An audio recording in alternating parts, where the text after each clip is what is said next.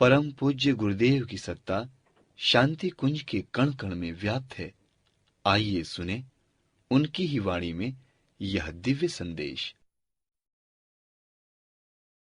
ओम भूर्भुवः स्वः तत्सवितुर्वरेण्यं भर्गो देवस्य धीमहि धियो यो नः प्रचोदयात्। भगवान बुद्ध से उनके शिष्यों ने ये पूछा, मनुष्य इतना सार्थक और समर्थ होते हुए भी आखिर गिर क्यों पड़ता है, अधःपतित क्यों हो जाता है? भगवान बुद्ध ने एक तो घटना दिखाई और एक उदाहरण दिया। उन्होंने घटना ये दिखाई कि अपने कमंडल को पानी में फेंक दिया, कमंडल तैरने लगा। शिष्यों से पूछा, ये कमंडल डूबेगा तो नहीं? ये क्यों डूबेगा? ये डूबता थोड़ी है, कमंडल डूबने वाला नहीं है, ये तैरता रहेगा। भगवान बुद्ध ने दोबारा बुलाया, उसमें एक सुराख कर दिया पैने में, फिर उसको पानी में फेंक दिया। तो धीरे धीरे पानी उस कमंडल के भीतर भरने लगा और वो डूब गया। शिष्यों से पूछा, भाई अभी तुम कह रहे थे कि कमंडल डूबता नहीं है, ये तो डूब गया। तो शिष्य कहने लगे, महाराज जी आपने तो सुराख कर दिया इसके भीतर, सुराख कर देंगे तो डूबेगा नहीं। ठीक बात है। भगवान बुद्ध ने जवाब देते हुए शिष्यों से कहा, इंसान के भीतर सुराख हो जाए उसमें से पानी भरने लगेगा और वो डूब जाएगा। तो सुराख न हो तब तो न पानी भरेगा न वो डूबेगा। एक तो ये उदाहरण भगवान बुद्ध ने अपने शिष्यों को दिया। एक और भी कहा उन्होंने कहा, अगर तुम्हारे पास गाय हो और गाय बहुत दूध देने वाली हो, वो बहुत दूध देने वाली गाय का अगर दूध आप लोग दुहें, लेकिन जिस बर्तन में आप दुहें उसमें सुराख हो और छेद हो तब फिर क्या होगा बताओ? शिष्यों ने कहा, महाराज जी वो दूध तो फिर इसमें चलने में रुकेगा थोड़ी। दोहनी में अगर सुराख है तो नीचे पानी में जमीन पर टपक जाएगा, कपड़े भी मैले हो जाएंगे और उसके हाथ में, ग्वाले के हाथ में कुछ भी नहीं लगेगा सिवाय थकान के। उंगलियों को बेचारा दबोचता रहा, थनों को दबाता रहा, गाय भी परेशान, ये भी परेशान। लेकिन दूध को जब पीने का वक्त आया तब ये मालूम पड़ा कि इसमें कुछ भी नहीं है, नीचे से बर्तन भर के पानी टपक गया। ये उदाहरण ये बताता है कि आदमी के जीवन में अगर बहुत सारे सुराख हों तो उनकी संपदाएं और उनकी विभूतियाँ, उनकी विशेषताएं सब खत्म हो जाएंगी, सब खत्म हो जाएंगी, फिर कुछ बचेगा ही नहीं। इसीलिए उन्नति की बात करना तो ठीक है, आदमी को वैभव उपार्जित करने तो ठीक है, लेकिन इसके साथ साथ में ये भला मत दीजिए। क्या न भुलाए? ये मत भुलाइए आपको अपने सुराखों को बंद करना है, अपने छिद्रों को रोकथाम करनी है, अपनी मलिनता को और अपने असंयमों के ऊपर हावी होना है। तो क्या करें? मैंने बताया ना आपको, 4 बात करनी पड़ेंगी आपको। तप जिसका कल जिक्र किया गया था 4 प्रकार का होता है। एक तप इंद्रिय तप कहलाता है। एक दूसरा जो है ये ब्रह्मचर्य को भी तप कहते हैं। तीसरा समय का संयम को तप कहा जाता है। चौथा धन के संयम को तप कहा जाता है और समय के संयम को तप कहा जाता है। विचारों के संयम को, विचारों का संयम 1, पैसे का संयम 2, समय का संयम 3 और इंद्रियों का संयम 4। तपस्या की 4 धारा है। आपको इन 4 धाराओं में से सबसे पहली धारा का यहाँ बुला करके अभ्यास कराया गया है। आपको जिह्वा इंद्रिय का अभ्यास कराया गया है। आपको जिह्वा को तपस्वी बनाया जा रहा है ताकि आप स्वाद के लिए भटकने वाली जिह्वा, जिसने कि आपके स्वास्थ्य को खराब कर दिया, आपके मन को खराब कर दिया, आप काबू में रख सकें और लगाम को लगा सकें। और आप घोड़े पर लगाम नहीं लगाएं तब, ऊँट के अगर नकेल नहीं लगाएं तब, आप बैल के नाक में रस्सी नहीं डालें तब, हाथी के ऊपर अंकुश नहीं लगाएं तब फिर आप समझ लेना ये जानवर आपके लिए बड़े खौफनाक साबित होंगे और आपको तहस नहस करेंगे। इसलिए इनको नियंत्रण करने के लिए ज़रूरी है। इंद्रियां हमारी हैं तो बहुत अच्छी, इनसे ही सब काम चलता है, लेकिन अगर इनको उच्छृंखल बनने दें, रोकथाम न करें, तपस्वी न बनाएं, संयमी न बनाएं तो इंद्रियां आपको मुसीबत खड़ी कर देती हैं। जैसे आप खान पान के बारे में असंयम बरतते रहें, उसका परिणाम ये हुआ है कि पेट खराब हो गया। पेट खराब होने का परिणाम ये हो गया कि आपका स्वास्थ्य खराब हो गया। और स्वास्थ्य खराब होने के लिए दोष किसी को मत दीजिए। इस सृष्टि में जितने भी जानवर हैं इसमें से कोई बीमार नहीं पड़ता, मरते तो सब हैं, पर बीमार कहाँ पड़ते हैं? कबूतर बीमार पड़ते हैं, लोमड़ी खरगोश जो जंगल में उछलते हैं कहीं बीमार पड़ते हैं देखें आपने? कोई नहीं पड़ता। एक ही बेवकूफ़ जानवर है, इसका नाम है मनुष्य, यही बीमार पड़ता है। क्यों पड़ता है? सिर्फ एक वजह है इसकी बीमार पड़ने की कि अपनी जीभ को इतना छुट्टल बना देता है कि वो अभक्ष खाती रहती है, ज़रूर से ज़्यादा खाती रहती है, जो चीज़ें न खानी चाहिए वो खाती रहती है, पेट काम नहीं करता, पेट हजम नहीं कर सकता, मशीन खराब हो जाती है और शरीर भी कमज़ोर और बीमार पड़ जाता है। अगर आप जीभ पर काबू कर लें तब तो आप विश्वास रखिए आपका खोया हुआ स्वास्थ्य मिल जाए। अगर आप जीभ पर काबू कर लें तो आप जो दिन दिन कमज़ोर होते गए हैं या होते जाएंगे उससे आप निजात पा सकते हैं। इसी प्रकार से ये जो अपना मन है, मन भी इसी का है। अन्न से विकसित होते हुए अन्न से मांस बनता है, रक्त बनता है, हड्डियां बनती है, पर अंततः इससे अन्न से मन बन जाता है। अंतिम चरण जो अन्न का है वो मन है। जैसा खाएं अन्न वैसा बने मन, ये उक्ति 100% सही है। आप अभक्ष खाते रहिए, तमोगुणी चीजें खाते रहिए, मांस खाते रहिए, दूसरी घिनौनी चीजें खाते रहिए, फिर आप देखिए आपका मन कैसा चंचल हो जाता है। आप नशेबाज होइए और फिर देखिए कि आपको मन का स्थिर करना कैसे कठिन पड़ जाएगा। मन अपने आप में नहीं है। ईंधन नीचे डालते हैं तो पानी भगोने में उबाल आता है, नीचे ऊपर पानी में भगोना है मन, तो नीचे आप जैसे लकड़ी डालेंगे वैसे ही तो उबाल आएगा। पर आपने बराबर अभक्ष खाने का क्रम जारी रखा है तो आपका मन बराबर चंचल बना देगा। कभी ऐसा मौका नहीं होगा कि आप मन की स्थिरता रख पाएं। इसलिए जीभ पर काबू पाइए, स्वाद इंद्रिय पर काबू पाइए। स्वाद पर आपने काबू पा लिया तो अपने मन के संभालने और शरीर की बीमारियों से मुकाबला करने में आप सफल हो जाएंगे। जीभ की बात चल पड़ी तो एक और जीभ का हिस्सा है। जीभ को 2 इंद्रियों में शुमारा गया है, एक इसको स्वाद इंद्रिय भी कहते हैं और एक इसको वाक इंद्रिय, वाणी इंद्रिय भी कहते हैं। वाणी पर संयम, वाणी पर अगर आपका संयम नहीं है, चाहे जैसे शब्द बोलते हैं, कड़वे बोलते हैं, क्या बोलते हैं क्या नहीं बोलते हैं, इसका परिणाम क्या हुआ? इसका परिणाम बहुत खराब होगा। इसका परिणाम कभी अच्छा नहीं हो सकता। वशीकरण एक मंत्र है, तजदय वचन कठोर, तो वह अपने कड़वे वचन से सबको नाखुश करता रहता है। कोयल अपने मीठे वचनों से सबकी प्यारी बनती रहती है। जीव को हमको दूसरों को सम्मान देना चाहिए, दूसरों को इज्जत और अपनी नम्रता का ध्यान रखना चाहिए। क्रोध और आवेश में कई आदमी ऐसे शब्द बोलते रहते हैं जो मुनासिब नहीं होते। इसका परिणाम ये होता है कितने आदमी बैरी विरोधी हो जाते हैं। आपको मालूम है ना, द्रौपदी ने व्यंग और उपहास में ऐसे शब्द कह दिए थे जिसकी वजह से कौरवों को बहुत बुरा लगा। अंतिम उसका परिणाम महाभारत के रूप में आया। जीव कटारी की तरीके से, जीव में बिच्छू का डंक बताया गया है, जीव में सांप का घर बताया गया है। अगर आप कड़ुआ बोलते हैं तब, कड़ुआ नहीं बोलते हैं तब, मीठा बोलते हैं तब, तो यही जीव आपके लिए निगरानी कितनी काम की हो सकती है।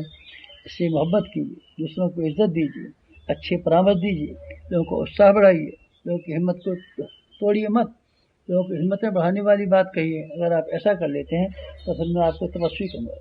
ये वाणी का तप हुआ, जिह्वा का तप हुआ। अब चलिए इससे फिर और आती है इंद्रियों में एक और बात आ जाती है। इंद्रियों के तप में ब्रह्मचर्य का तप भी आता है। ऐसे तो इंद्रियां हैं 10, पर आप 10 के झंझट में मत पड़िए, 2 को ही मान लीजिए। एक जीव मुख्य है और दूसरी वाली कामेंद्रिय मुख्य है। कामेंद्रिय का मतलब केवल मात्र यौन कर्म ही नहीं होता, यौन कर्म के अलावा है। ये इंद्रियां सब मस्तिष्क से संबंध रखती हैं। काम वासना के बारे में आपके विचार आते रहते हैं, इनको और उनको देख करके आपका दिमाग खराब होते रहते हैं। आप अमुक अंग और अमुक अंग की खूबसूरती और वस्तुवृत्ति को ढूंढते रहते हैं। इसका परिणाम क्या होता है कि ये मानसिक दुराचार है। किसी भी औरत के बारे में आपके मन में अगर कुसंस्कार और कुविचार आते हैं तो इसका अर्थ है प्रकारांतर से थोड़ा बहुत आपका नुकसान हो गया। आँख से भी ब्रह्मचर्य का ये क्षण होता है। आँख से आप दृष्टि से देखते रहिए, स्त्रियों को देखते रहिए और बहन बेटी और माँ की इज्जत मत कीजिए। अपनी धर्म पत्नी को भी रमणी और कामणी की दृष्टि से देखिए। फिर देखिए प्रत्येक औरत आपके लिए डाकिन और नागिन का काम करती है कि नहीं। अगर आप इन्हीं को बेटी मान पाए तब, बहन मान पाए तब, माता मान पाए तब, सहधर्मिणी मान पाए तब, तो यही महिलाएं आपके लिए देवी की तरह से सहायता होंगी। आप चाहे स्त्रियों को देवियां बना लीजिए, चाहे डाकिन बना दीजिए, आपकी मर्जी की बात है। स्त्रियां भी आपकी तरीके से सामान्य मनुष्य हैं। आपने अपना दृष्टिकोण ग्रहित बनाया और ग्रहित दृष्टिकोण का परिणाम ये हुआ कि स्त्रियां आपके लिए कितनी हानिकारक हो गई हैं और आपके ब्रह्मचर्य को खंडित करती हैं और आपको घृणा बनाती हैं और आपकी मन शक्ति का नष्ट भ्रष्ट करती हैं। अगर आप ये अपने मन के ऊपर देख पाएँ तो आप कैसे अच्छे हो सकते हैं। आपने गांधारी का नाम सुना है ना? आँख से पट्टी बांध ली थी और इंद्रियों का संयम करना शुरू किया था और अपने बेटे को लोहे का बना दिया था। आपने दमयंती का नाम सुना है? राजा नल की धर्मपत्नी का नाम दमयंती था। जंगल में अकेली रह गई और बहेलिया उसको छेड़खानी करने लगा। बस छेड़खानी के समय पर दमयंती ने आंख उठा करके देखा तो बहेलिया जलने लगा और खत्म हो गया। आपको गांधी जी की बाबत मालूम है? 32 वर्ष की उम्र में उन्होंने ब्रह्मचर्य लिया था और अपनी धर्मपत्नी को माता कहने लगे थे। ये ब्रह्मचर्य का प्रताप था कि दुबले और पतले कमजोर होते हुए भी मन शक्ति के हिसाब से ऐसे थे जैसे कोई बड़ा पहलवान भी नहीं हो सकता। आपने भीष्म पितामह की बाबत मालूम है? भीष्म पितामह सरसैया पर पड़े रहे। 6 महीने बाद तक उन्होंने कहा 6 महीने मुझे मरने की फुर्सत नहीं है, जब कितने तीरों से घायल थे। ये कैसे हो पाया? ये ब्रह्मचारी थे, ये ब्रह्मचर्य की है, ये इंद्रिय निग्रह की बात। स्वामी दयानंद के लिए सुना है आपने? एक बार 2 सांड लड़ रहे थे, स्वामी जी ने उन खूनी सांडों को दोनों के सिंग पड़ के इस तरीके से दबोचार फेंक दिया, एक इधर गिरा एक उधर गिरा। ये सामर्थ्य किसकी होती है? ब्रह्मचर्य की। हनुमान जी को आप नहीं जानते? हनुमान जी का ब्रह्मचर्य था जिससे कि वो सामान्य बंदर से हनुमान बन सके। शंकराचार्य के बारे में भी यही कहा जाता है। शंकराचार्य ब्रह्मचारी न होते तब शादी ब्याह करके बहुत सारे बच्चे पैदा करते तब, काम वासना में अपने आप को उलझाए रहते तब, तो भगवान शंकर का अवतार बनने का उनको मौका नहीं मिलता। लक्ष्मण जी ने मेघनाथ को मारा था। मेघनाथ को कोई मार नहीं सकता था। मेघनाथ को यह वरदान मिला हुआ था कि उसको केवल वही आदमी मार सकता है जिसने 14 वर्ष का ब्रह्मचर्य पालन किया हो। लक्ष्मण जी ने 14 वर्ष तक का ब्रह्मचर्य पालन किया था। अपनी पत्नी से भी दूर रहे और सीता जी को माता की तरीके से देखते रहे। उनके बिछुए जमीन पर पड़े मिले। रामचंद्र जी ने पूछा ये जेवरों में से सीता जी का कौन है? तो उन्होंने बिछुओं को तो पहचान लिया, ये सीता जी का बिछुआ है, लेकिन गले के हार को नहीं पहचान सके, कानों के कुंडलों को नहीं पहचान सके। उन्होंने कहा हमने कान कभी देखे नहीं उनके, यद्यपि घूंघट थोड़ी मारती थी। क्या है? ये लक्ष्मण जी के ब्रह्मचारी होने का सबूत है, जिसकी वजह से वो इतना बड़ा काम करने में समर्थ हो सके। ये संयम है। ये कौन सा वाला? ये इंद्रिय संयम की बात मैं कह रहा था। अभी और मुझे आपसे कहना है, आप समय का संयम। समय आपकी संपत्ति है। ये जीवन जो बना हुआ है ये समय से गुथा हुआ है। समय का अर्थ होता है जीवन, जीवन का अर्थ होता है समय। आप समय को एक एक लम्हे को और एक एक मिनट को आप इस तरीके से खर्च कीजिए जिसमें एक भी लम्हा आपका बेकार और व्यर्थ खर्च न होने पाए। ये कैसे संभव है? ये इसी तरह संभव है कैसे? जैसे कि संसार के प्रत्येक महापुरुष ने अपने अपने समय का ठीक तरीके से नियमन किया है। विनोबा 23 भाषाओं के विद्वान हैं। कैसे उन्होंने भूदान की यात्रा भी कर ली, कन्याकुमारी से लेकर और वहाँ तक रामेश्वरम तक। ये कैसे हुआ? ये बराबर समय का विभाजन करते रहे, अन्य भाषाओं को सीखते पढ़ते रहे। अब्राहम लिंकन जब सड़क पर निकलते थे तो लोग अपनी घड़ियों को सही करते थे। उनके उठने का, सवेरे टहलने का जो समय था, उसके लंबी टांगों की आवाज़ से लोग समझ देते थे लिंकन जा रहे हैं, बिल्कुल समय पर जाते थे। क्या मजाल समय का एक लम्हा भी खराब करें। ये क्या है? श्रम की शक्ति को, समय की शक्ति को आप समझते हो, मूल्य समझते हो, तो आप न जाने क्या से क्या कर सकते हैं। मनोयोग अगर आप लगाएं तब, मनोयोग लगाएं तो आपने देखा है ना, मन के साथ में परिश्रम करें तब। मन लगा करके परिश्रम करना, बिना मन के परिश्रम करने में जमीन आसमान का फर्क है। बिना मन के परिश्रम करने वाले का हर काम हुआ, हर काम खराब, हर काम बेकार, हर काम घटिया। और मन लगा के काम करने वाले का काम कैसा होता है आप देख सकते हैं ना। बया पक्षी होता है और एक एक तिनके को बीन के लाता है, उसकी लंबाई चौड़ाई नाप के लाता है, हिसाब से लाता है, मुठाई को देख के लाता है, और जहाँ लगाता है घोंसले में बड़ी सावधानी से और मनोयोग के साथ लगाता है। दूसरी ओर घोंसला बनाने वाला है कबूतर, उल्टी पुल्टी टेढ़ी तिरछी लकड़ी लगा ले आता है, जहाँ कितना रख लेता है और अपना घोंसला बना लेता है।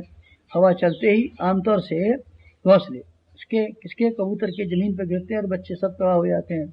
इसीलिए अक्सर देखा गया है कबूतर किसी पुराने मकान में या कुएं में, खंडहर में, कुएं में घोंसला बनाते हैं ताकि हवा का झोंका उनके घोंसले बर्दाश्त कर सकें। लेकिन बया को एक परेशानी नहीं है। बया के बच्चे अपने घोंसले में बैठे रहते हैं और बड़ा मजा उड़ाते रहते हैं। क्या मजाल कि एक बूंद पानी की चली है। क्यों? उसने मन लगा करके घोंसला बनाया, बया पक्षी ने। यही बात आप हर बारे में देख सकते हैं। मन लगा करके काम करना, ये आदमी की सम्मान का प्रश्न होना चाहिए, ये प्रतिष्ठा का प्रश्न है। आदमी के बारे में और कोई आदमी कामचोर उसे कहे, हरामखोर कहे, तो समझिए ये बहुत बड़ी बेइज्जती है। समय का उपयोग, एक समय को बर्बाद मत कीजिए। विश्राम करें, भले से हर्ज नहीं है, लेकिन विश्राम ही टाइम पर होना चाहिए, समय पर होना चाहिए। आलसियों की तरीके से काम को इधर छोड़ दिया, उधर छोड़ दिया, आधा छोड़ दिया, अधूरा छोड़ दिया, आप ऐसे मत कीजिए, ऐसे मत कीजिए। समय को, संयम को पालिए। तीसरा वाला संयम है धन का संयम। पैसा भगवान ने आपको दिया है तो इसीलिए दिया नहीं है कि आप बेसिसलिए खर्च करें। आप कमाएं तो चाहे जितना, कमाने के ऊपर रोक नहीं है, लेकिन ईमानदारी से कमाएं और शराफत के तरीके से खर्च करें। बेसिसली का खर्च मत कीजिए। सादा जीवन उच्च विचार का सिद्धांत आपने सुना है ना। ये जो सादा जीवन जिएगा उच्च विचार उसी के हिस्से में आएंगे। इसका विलासी जीवन, खर्चीला जीवन, ठाट-बाट का जीवन, दिखावे का जीवन जितना ज़्यादा होगा, उसके खर्च, पैसे के खर्चे और समय के खर्चे इतने ज़्यादा हो जाएंगे कि उससे ही कुछ न बेचारे के पास समय बच सकता है न पैसा बच सकता है। खर्चीली ज़िंदगी, विलासी ज़िंदगी, फिर खर्चियों से भरी हुई ज़िंदगी, ठाट-बाट से बनी हुई ज़िंदगी, ना, ये नहीं। आप अपने पैसे को उसमें मत खर्च कीजिए, समय को भी मत खर्च कीजिए। आप अपनी किफ़ायतशाली का जीवन जिए। संत का जीवन वो है जिसमें कि औसत भारतीय का स्तर को माना जाता है। औसत भारतीय का स्तर जो है, आप अपने खर्चे का हिसाब उसी हिसाब से रखिए। आप इसी मुल्क के निवासी हैं ना। जब बाकी आपके 3/4 आदमी जिस ढंग से गुजारा करते हैं, आप क्यों नहीं कर सकते? ईश्वरचंद्र विद्यासागर ही करते थे। उनको 500 रुपये की आमदनी थी, 50 रुपये में अपना गुजारा करते थे और 450 रुपये महीना बच्चों के लिए, विद्यार्थियों की छात्रवृत्ति और दूसरे कामों के लिए खर्च कर सकते थे। आप क्यों नहीं कर सकेंगे? किफ़ायत से रहिए, कम खर्च में रहिए। ये मत कहिए कि जो आदमी खर्चीली ज़िंदगी जीते हैं वो कोई शक्तिशाली हो जाते हैं, बुद्धिमान हो जाते हैं, मजबूत हो जाते हैं। आप बेकार बात मत कहिए। सही बात यह है कि जो आदमी जितना खर्चीला होता है उतने ही दुर्व्यसनों में उसका धन खर्च होता है। दुर्व्यसनों की कीमत पर क्या क्या खरीदा जाता है? ईर्ष्या खरीदी जाती है, बीमारियां खरीदी जाती हैं, बेअक्ली खरीदी जाती है, अपयश खरीदा जाता है, सब चीज़ें तो खरीदी जाती हैं। आप नशे को नहीं समझ, आप फिर पैसा फालतू है, खर्च करेंगे तो नशे जैसी चीज़ों में खर्च करेंगे। नशे जैसी चीज़ों में खर्च करेंगे तब आप अपनी सेहत गंवा देंगे, तब आप अपनी अकल गंवा देंगे, फिर अपनी औलाद गंवा देंगे, फिर आप अपनी इज्जत गंवा देंगे और आप सब कुछ गंवा देंगे। ये कैसे हो सकता है? ये फिजूल खर्ची की बात है। पैसा फिजूल खर्ची में खर्च होगा तो और कहाँ जाएगा बताइए ना। इसलिए आप पैसे के बारे में हमेशा किफ़ायत से काम लीजिए। आदमी होशियार है, समझदार है कि बेअकल है, इसकी पहचान सिर्फ एक है कि वो खर्च कैसे करता है। कमाने में तो बेवकूफ़ भी कमा लेते हैं।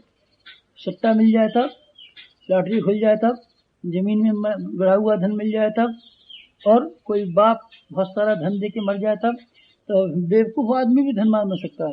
लेकिन समझदारी की परख एक है कि उसने खर्च कैसे किया। खर्च करना बहुत समझदारी का काम है। आप फिजूल खर्ची करेंगे, अपने चरित्र को गंवा बैठेंगे। फिजूल खर्ची करेंगे, अपने घर और औलाद के लिए ऐसी परंपरा छोड़ के जाएंगे जिससे कि वह तबाह हो जाए।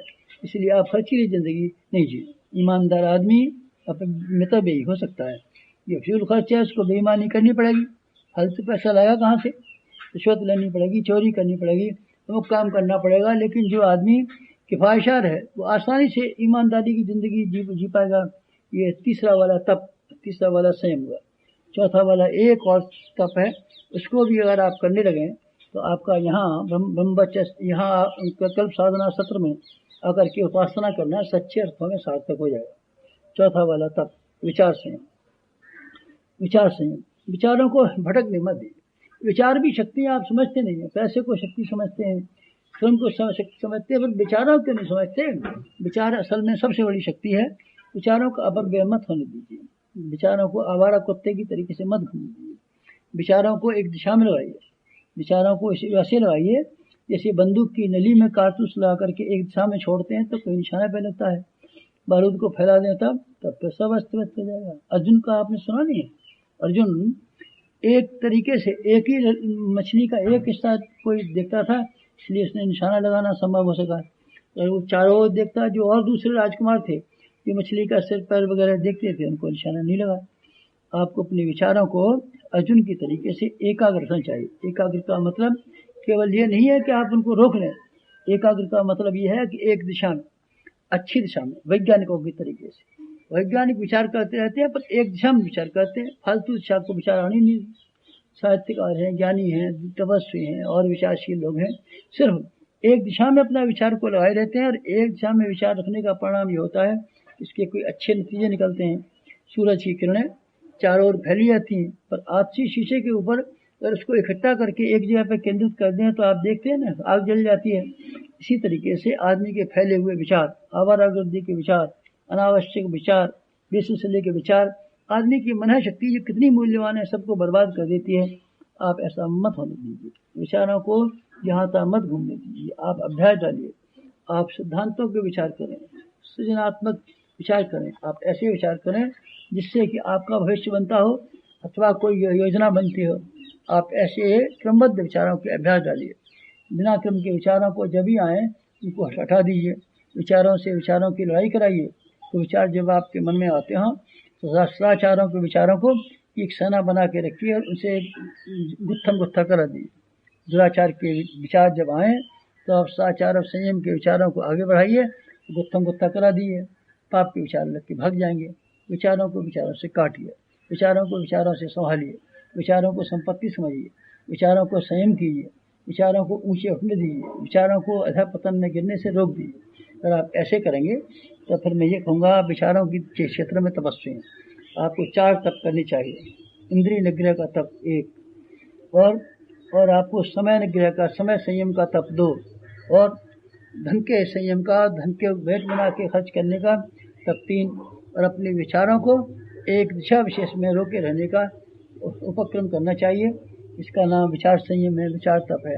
आप तपस्वी जीवन जिए। ज़रूरी नहीं है कि आप धूप में खड़े हों और खाना बंद कर दें और आप अमुक काम करें। ये ज़रूरी है कि अपने जीवन के जो सुराख हैं, जो आपकी गलतियाँ और कमज़ोरियाँ हैं, इनको रोकें, और जो अच्छाइयाँ आपके भीतर नहीं हैं, इनको बढ़ाने की कोशिश करें। अगर आप ऐसे कामों में लगातार लगे रहेंगे तो फिर मैं आपको तपस्वी कहूँगा। आपको तपस्वी बनाने का उद्देश्य था यहाँ कल्प साधना शिविर में बनाने का। आप यहाँ से जाएं तो तपस्वी होकर के जाएं, यहाँ रहें तो तपस्वी होने का अभ्यास करें। तपस्या में कितनी शक्ति भरी पड़ी है, इसका उदाहरण मैंने दिया आपको। आप चाहें तो इसका अनुभव करके स्वयं भी देख सकते हैं कि आदमी तपस्वी कितने समर्थ होते हैं, कितने शानदार होते हैं। आपको वैसा ही करना चाहिए। समाप्त।